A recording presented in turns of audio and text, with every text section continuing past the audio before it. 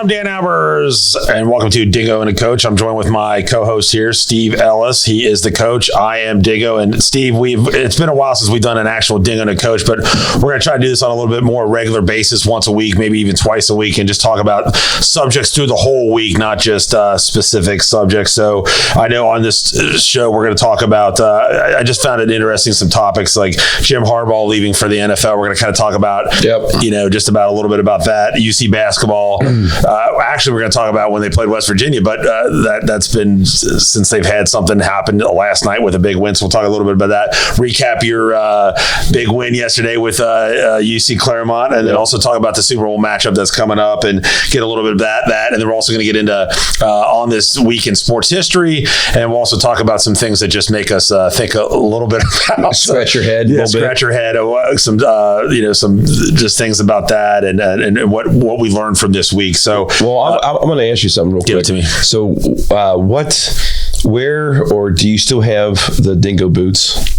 I do not. They've been retired to the Museum of Hall of Fame at Anderson High School. You know, I thought I saw them. Yeah, okay. They got that. Well, first of all, let's go back to that real quick. And since you talked about that, they started off as little spotted fake alligator boots that Moose used to have. Oh, and that's how it all started. I started wearing those, and then I was wearing them enough that I wanted Dingo boots for Christmas. Yeah, and that's how the old famous Dingo name came about. I remember you wearing those and like on game days for football. Absolutely. I thought I was in Varsity Blues or something. Jeans, and a football jersey. Yes, I felt like I was Billy Bob, a thinner Billy Bob. Billy Bob. So how long did you? I mean, were they lucky or? No, not really, Steve. I didn't score touchdowns, so so that wasn't very good, and we weren't very good. We were 3-7, so no, wasn't very good.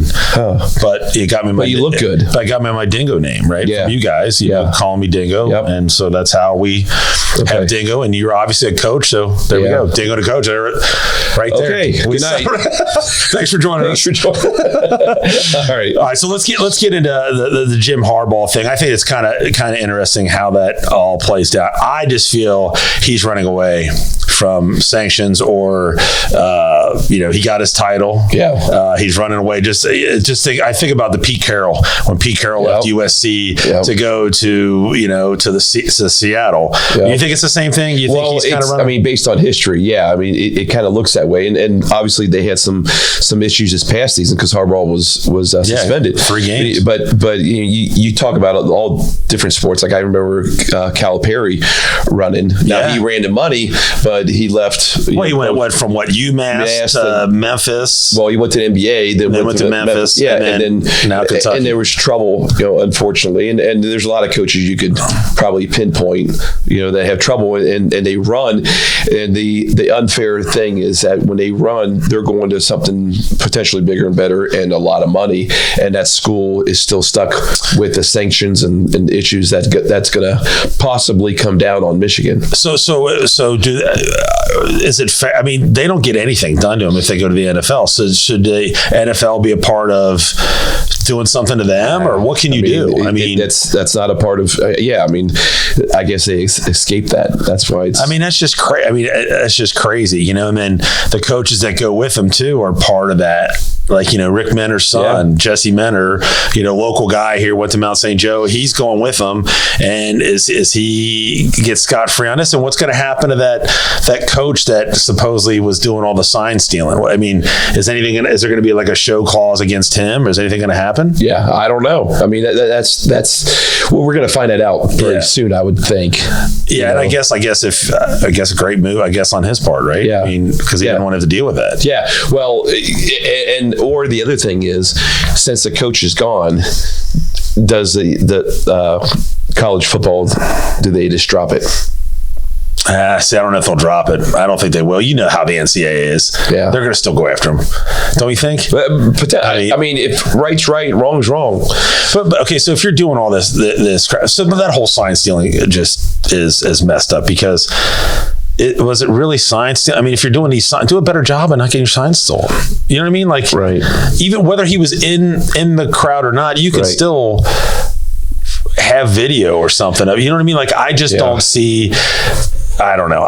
There's just the whole, I don't know. I mean, baseball, you know, with the Astros, all this stuff. I knew it was a little different with banging a drum, but still, I mean, I don't know. I just think it's kind of I just think it's kind of funny now that they've, you know, beaten Ohio State now a couple of times, and now, you know, they're really wanting to put the penalty on them. Yeah. And then if you think about Ohio State, which wrong or right or indifferent, was when they had that paying for the tattoos and all that stuff way back then. It cost what's Trestle's job. I mean, so think about it. So but then all this stuff now you got the NIL. So do you take that, give it back to him? I know it. I mean, how do you do that? Well, it's like a lot of things that have changed, all the rules and laws and everything that has changed. It's just crazy. Yeah. I mean, it's just the NCAA is a joke. It's a joke right now with the NIL money.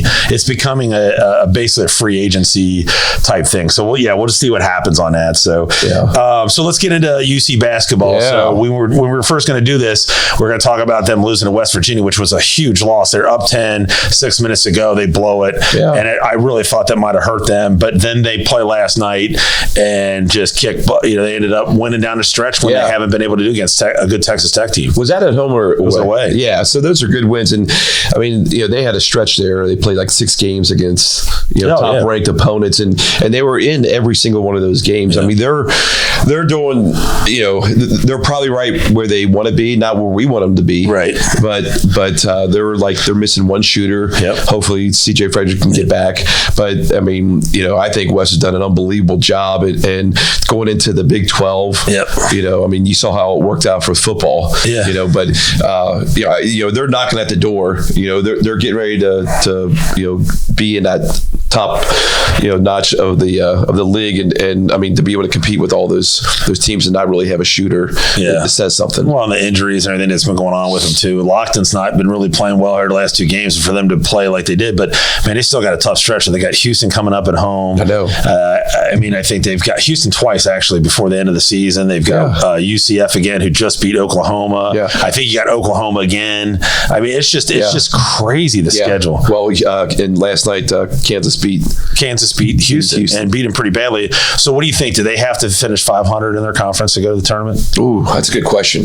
I mean, they've beat 3 top 20 teams already. 3 top 25 teams. They beat BYU. Yeah. They beat TCU, and then last night they beat Texas Tech. I think their resume is looking good. I mean, obviously they would like to have had a couple more of those, but I think it's almost enough. I think, what do they say the standard is, to try to get 20 wins? Yeah. You know, they're at what, 15 right now? I think. Yeah, I think so. Yeah. You know, so I mean, I don't know how many games they have left, but I mean, I think they're knocking at the door for the tournament. I mean, I think their resume is looking good. It's shaping up unless they lay an egg here. Right. Yeah, and it's going to be tough, like you said, playing Houston a couple times. But man, you know, just watching, you know, Lucasius, I think had a nice throw. I think he ended up having 16 last night. So John Newman, I didn't think he was going to play, and Newman had a rib or something like that, and he played really well. So it was nice to watch them finally close out the game. And I scared the crap out of Chris because we're down here doing a bunch of stuff, and Lucasius hit that, and I'm like, yes! And she's like, Well, when you think about UC, I mean, they got some good pieces. They got 2 really good point guards. Yeah. They have, you know, 3 or 4 guys that are 6'10" or taller, you know, and then they have some slashers. Yeah. It's just that shooters that they're looking for. It's definitely so different than obviously the AAC. You're getting better players. Yeah. And I love these games. You know what? Even though I'm a big Bearcat fan and I want them to win every game, but to lose by a couple points, I'd rather have these competitive games and playing good competition than what we were watching. Like, you go from maybe a big game with Houston, and then you're going to get play South Florida or Tulane, or, you know, like it's just not just. Right. So now it's every week you got a good game. I mean, like, so they got a week off until Saturday. At home they play Houston. Yeah. So I mean, it's just going to be nice to. Well, that's going to be the difference. Like if they were in the AAC and rolling teams, you know, does that help them get into the tournament just because they have 20 wins, but their strength of schedule is not very good, or if they're 500 or a little bit above 500 with the strength of schedule they have, is that going to get them in? Yeah, and then you think about they got the conference conference tournament too. Yeah. So I mean, it's just going to be I think it's going to be a crazy. I mean, I think right now UConn looks like the team to beat. I mean, I think that's the team to beat. But all right. So let's get into the big game last night with you. UC Claremont had a huge win against Kent State to scar us, and they are a really good team. You were number 2, they were number 4. It was just one of those games with you. I don't think you guys played particularly well, like the first half, like you should have or could have. Yeah. But you were a 1-point lead, I think, at halftime. Is that right? Yeah. So you were just right there. David Hunter was in foul trouble, but you guys just did enough to stay into that ball game to keep you guys to get you to that win. Yeah. Well, the first half, I mean, I'm sure you saw I about lost my mind. We weren't rotating right on defense, and Kent State's a really good team. They can shoot. They have a lot of good pieces, like we talked about. And we were leaving them wide open, and they hit 8 threes in the first half. And thankfully we hit 6 ourselves.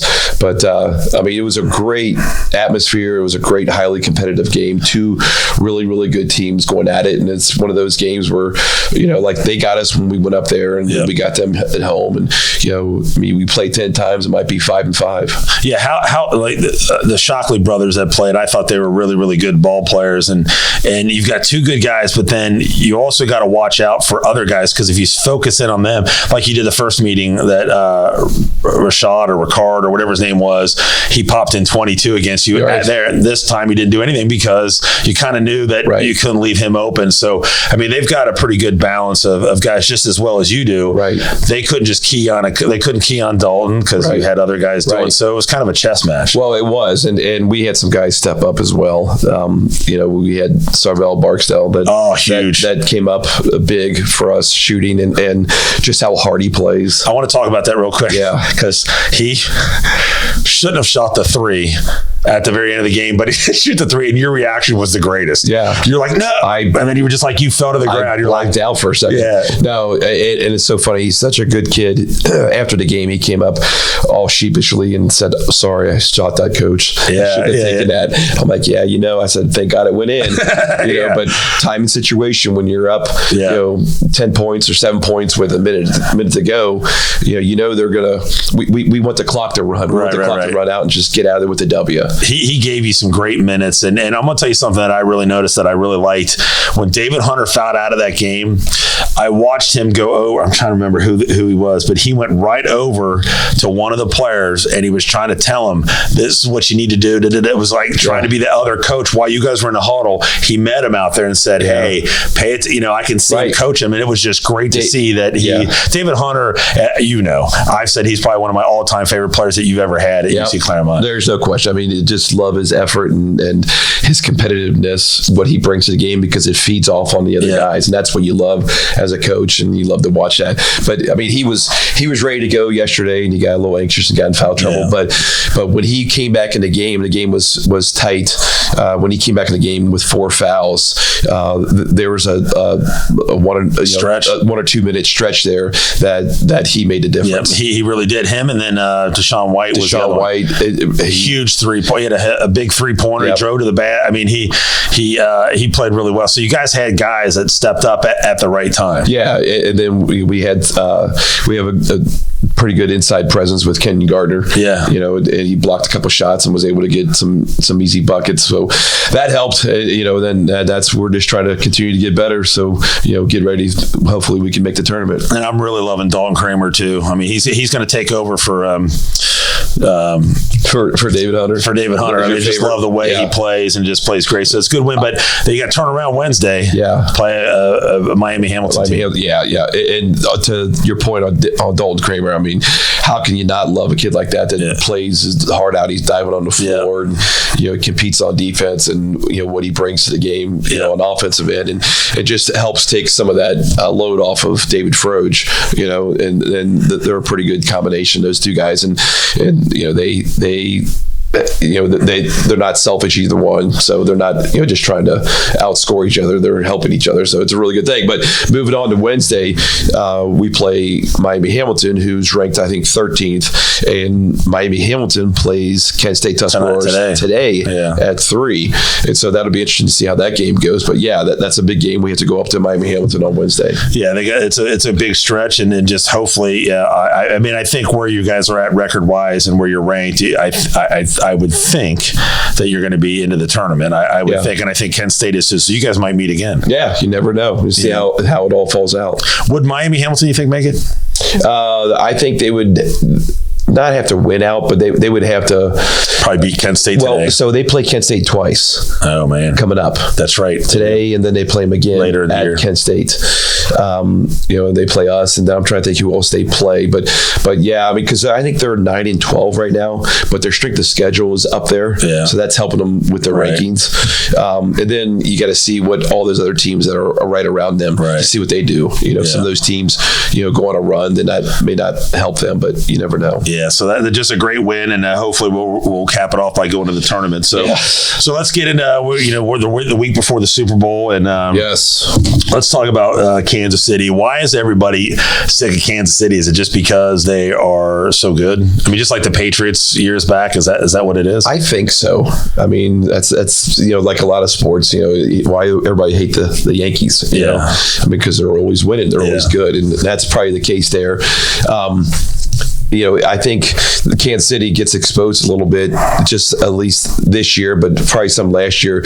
People think that they get away with penalties, or lack of penalties, and you could see some of that in this most previous game. But that happens all the time, right? It happens on every game, all the teams. Well, I mean, do you also think it's the Travis Kelce, Taylor Swift thing that everybody's getting? I mean, I'll be honest, I could care less, that they're but I do every once in a while. I'm tired of seeing Taylor Swift, but that's on the camera people and the people that are choosing to do that. If they're just in a game, no one would know. You know what I mean? Like, so I thought you told me you were a Swiftie.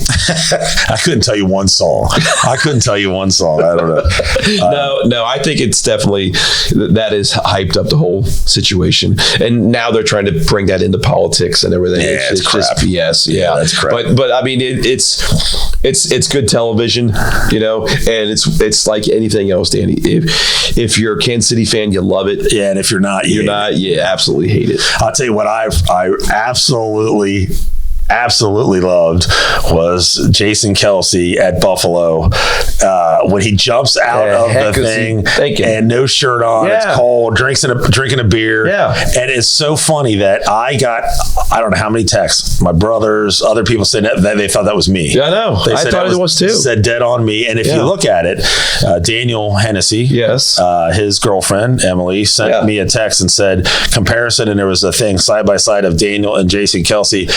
Daniel had his shirt off at a UC game, and it looks it's just dead on. So. Well, and the fact that the Kelces went to UC. Yeah. So that helps. So I love JC. I love listening to their podcast. I mean, they're just straight up good guys, and just I think they. I love Jason Kelce. Well, have you seen or watched the story about how it all took place about Travis getting kicked off the team, and Butch Jones was the coach, and ended up giving him an opportunity again. And the rest is history. He wouldn't. And when he came to UC, he was a quarterback. I know. And I remember him running Wildcat before he became a tight end. And then, like you said, and then did you hear the stories about Jason Kelce at UC? Like they were talking about how crazy he was.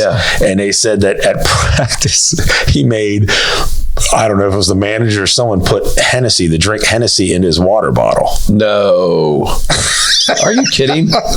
And they said that he was a freshman. I think he was a freshman. And they said they were at a party and said that he went over and just ripped the whole sink down off the. Oh my gosh! Wow. So I guess he was just.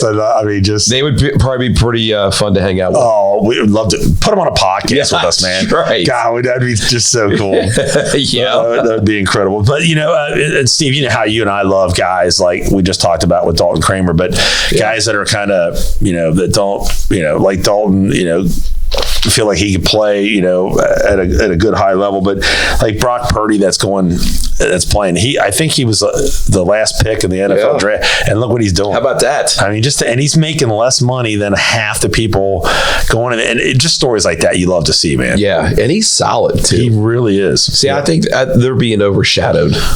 For this whole thing. I don't know if it's like you said, the Swiftie thing or not, but I mean, obviously both teams are really good. Yeah. Did the Bengals beat them? They beat the 49ers, yes. Yeah, they beat the 49ers. I can't remember if Brock Purdy played or not. I can't remember how that all. But yeah, I mean, I just you love guys like that. I'll be honest, I can care less who wins the Super Bowl between these two teams. It's just not like if the Lions were in, I think I would go for the Lions.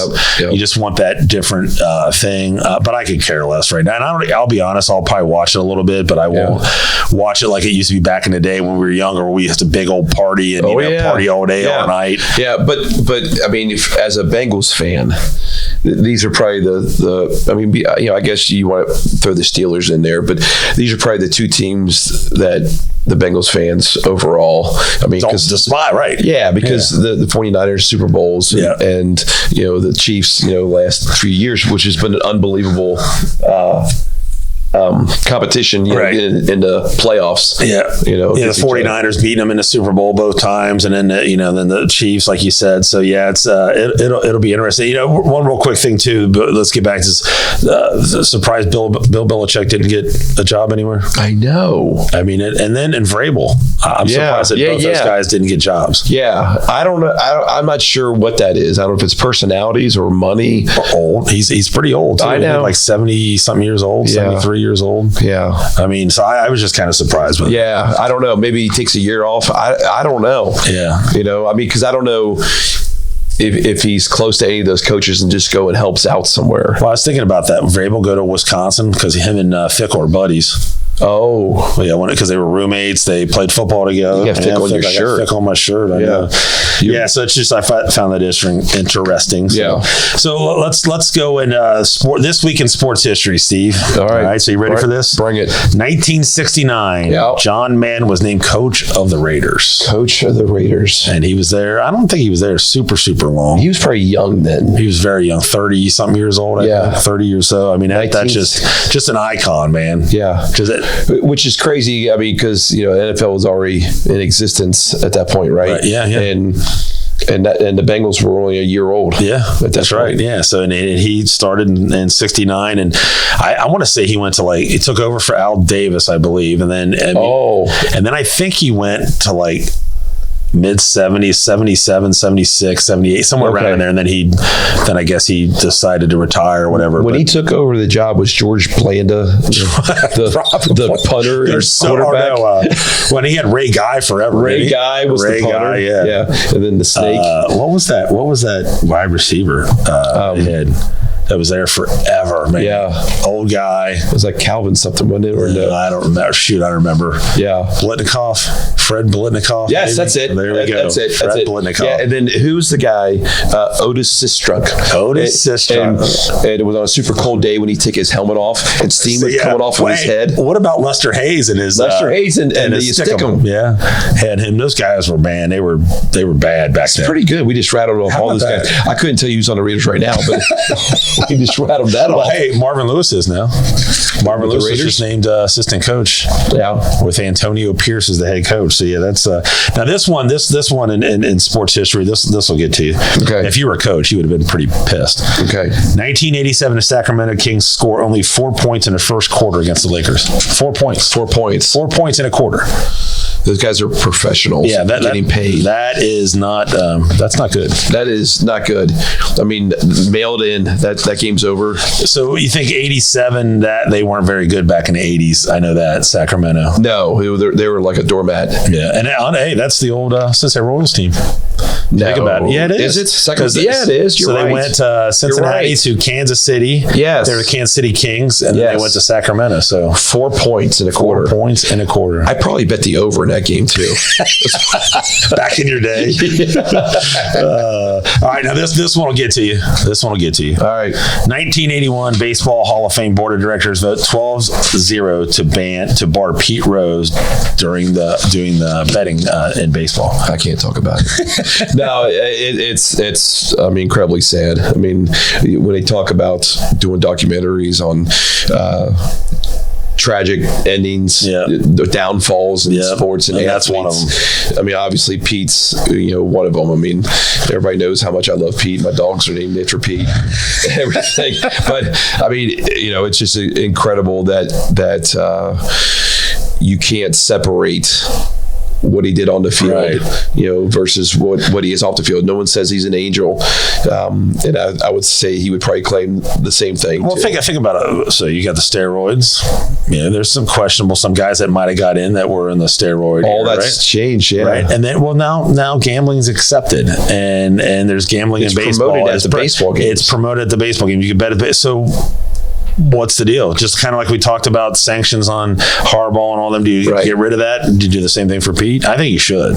And you need to separate them. You're preaching to the choir here, because there's no one that's not even a Hall of Fame without Pete. And the thing is, I would say, I've never been, I would love to go, but I would say there's a good portion of that entire Hall of Fame that is Pete stuff. Oh, there's no doubt. Except for his statue. Yeah, there's no doubt. They need to do something and change that, but I don't think they will. I just don't. No, I mean, unfortunately, sadly, it won't happen. Didn't Ty Cobb bet on baseball? Did he do something with baseball? Yeah. And is he in the Hall of Fame? So, I mean, it's just, Ty Cobb has, everybody. There's something about everybody if you look at it. Yeah. No, you're right. I mean, but you have to gauge, what do you think's worse? I mean, those guys doing steroids, they were enhancing it so they could perform better. Right. And make more money. Right. Yeah, I mean, I'm not giving Pete an out here, but whatever he did, whether he bet during his playing days or not, when he was caught was when he was managing. Had nothing to do with what his 4,256 hits. Right, exactly. That's exactly what it is. Those other guys were doing to enhance themselves to play better, to get more money, to improve their records, to do all this stuff, and Pete didn't do that. Right. I mean, I think the only thing back then that he did was, I remember them saying that they had a big barrel of amphetamines and all that, like you know what I mean? They were great. That's the only thing but that's nothing really to enhance your, Is that similar to Red Bull now? It is for you, yes. The Red Bull gets you going, man. Yeah, a little bit. All right, so we're gonna kind of do a fun subject here that we want to try to end always with, things that just make you, think about it for a little bit, and then things that we've learned through the week. And Steve, I don't know if you've got one or not, but I'm gonna give you one that just, I don't know, it's just random, stupid, weird thoughts that come into my head. Okay, I'm scared. All right, so why is it when there are multiple goose, you can't even say it, multiple goose, they are called geese? Yeah. Okay. Right. But when there are multiple moose, they're not called meese. Did you get that? Think about that. Well, think about that. Our English language is screwed. I mean, it makes it complicated. Yeah. Why aren't they called meese? Could we get Mr. Boyer on the phone? Wasn't he the English teacher at Anderson? Boyer? No, it was Boyer. Mr. Rust. We'll get Mr. Rust. Wayne Rust. We'll get Mr. Rust on there. Yeah, and ask why that is. Some of that. I don't know. Think about that. I'm not sure why it keeps you up at night. But it's just what I'm saying. I get these random thoughts, and I just think about that, and just it's just weird.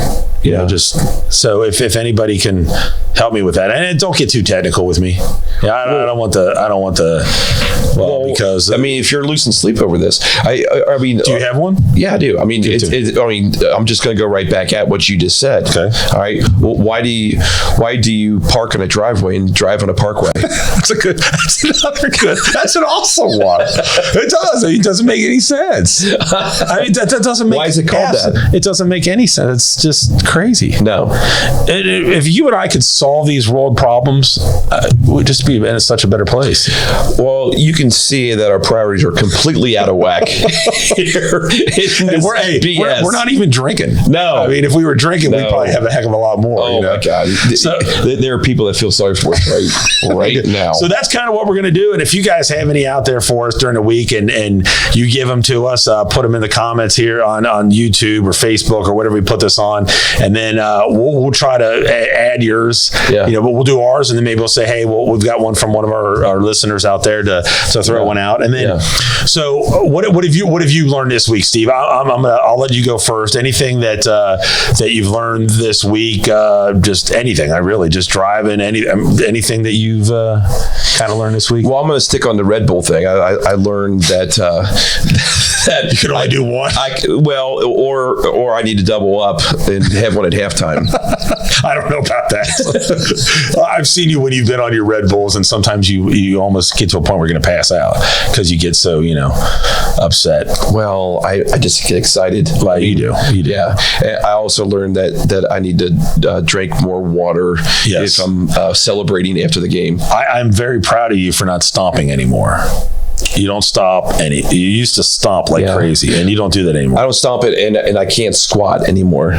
Well, you did yesterday, and you ended up getting up when Barksdale shot that 3. You did squat. I saw you go down. That's why my hamstring hurts.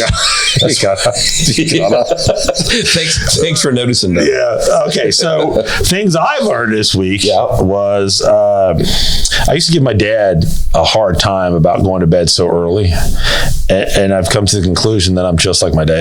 Like, really? I can't stay up too late anymore. Really? Like, I've got to go to bed, and it's kind of sad. It bothers me that I'm going to bed. Like, I could probably literally fall asleep by 9:30. Really? Yeah. I mean, why do you think that is? Because I get up so early. Okay. I mean, I'm getting up at 5:15. But you're exercising a lot. I mean, well, I know, but I just don't. I don't know. It's just really weird. I've realized that I'm turning into my dad. Yeah. I guess, because I used to, my big guy used to watch the same programs. I'm finding myself doing the same. Yeah. I mean, I'm doing a lot of the same stuff my dad did, but man, I just can't, I don't know. So the older I get, I mean, it's like, think about this. When we used to go out, we didn't go out till like 9 o'clock. We started at 9 o'clock. Oh, yeah. And now it's like, hey, we're going to go out this thing. I'm going to give you an example. Mm-hmm. You got a game. Yeah. 9:30. I'm going to die, dude. Yeah. You know what I mean? Like that's what I'm saying. It's like 9:30 at night. I'm like 9:30. Come on. Like to me, it's just a. You're probably going to be taking a nap that afternoon. I might, in between games, just go into the locker room and just lay down. Maybe I don't know how I'm going to pull this. Maybe we'll do a Red Bull together. Oh yes, that's what it is. Okay, we'll test it out. We'll bring the Red Bull out for you to see how you announce. Yeah, so that's. But man, this is fun topic. So again, we're going to try to do this once a week, maybe even twice a week, depending on the subjects that we have. And then when we get closer for you for the tournament, we'll talk about that. Then we got March Madness coming up. Yes, love it. Then we got opening day. The Reds got pitchers and catchers coming here soon. This coming week. Yeah, so we can talk about, there's just a lot of, we talk about high school sports. We'll get into like Anderson with Frank Brady in the Hall of Fame. So so we have a lot of that coming up. But again, we're going to let you know, we got a couple, we have Paul Menner, member of the Anderson Hall of Fame that we're going to be releasing here soon. Yep. Mike Shields that is going into the Hall of Fame. We're going to have him. We're going to have, several other guests that we've got coming on.